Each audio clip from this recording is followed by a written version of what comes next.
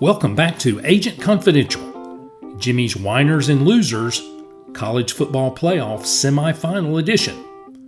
Reporting live from an undisclosed location, managing the portal opening with phones in both hands. Slack is blowing up and enough NIL spreadsheets open to power a SpaceX launch. I'm your host, Faux Jimmy Sexton.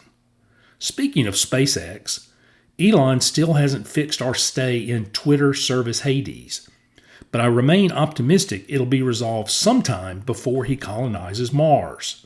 Until then, follow the new account at Faux Jimmy Sexton.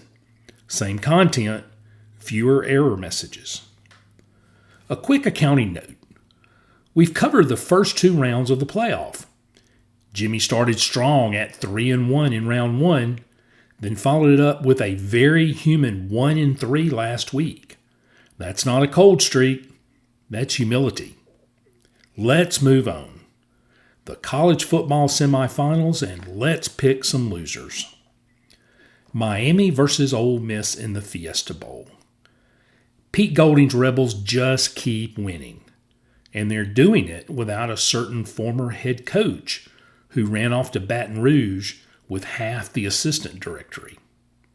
Golding is locked in, focused, and coaching like a man who realized peace and quiet might actually be underrated. The Rebels are playing with a giant Kiffin-shaped chip on their shoulder, the kind that comes from being told you can't do something, and then doing it twice in the playoffs. Meanwhile, Mario Cristobal's Hurricanes are heading even further west this week, and you can bet they'll arrive angry and prepared and ready to hit someone wearing red and blue. Jimmy has learned a valuable lesson the hard way. Stop picking against Miami. I'm not doing it again. Jimmy's loser, Ole Miss. Oregon versus Indiana in the Chick-fil-A Peach Bowl. Dan Lanning's Ducks fly to the ATL looking sharp, confident, and very aware that they've already lost to Indiana once. Oregon looked outstanding against Texas Tech. Fast, physical, and disciplined. But as former Indiana coach Lee Corso would say, not so fast, my friend. Kirk Cignetti's Hoosiers roll into Mercedes-Benz Stadium with the confidence of a team that just made Alabama look like a spring scrimmage. Indiana is no longer the cute story. They're not sneaking up on anyone. They're the bully now.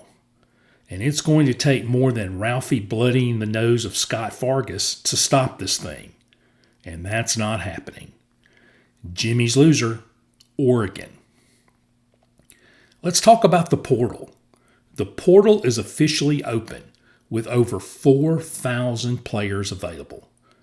Coaches and agents are moving faster than Rip taking the next troublemaker to the train station. A quick PSA. If you're not watching Tulsa's Portal House on social media, do yourself a favor and pull it up. Well done, Golden Hurricane. That's it for this week's Whiners and Losers. And remember, if you're not winning, you're whining. Air Sexton is wheels up for Phoenix for the Miami Ole Miss game, then a red-eye to Fulton County Airport for the Peach Bowl. Throttles filed the flight plans, and the tanks are full of Texas A&M provided jet fuel. And it's time to get this thing airborne. Get me out of here.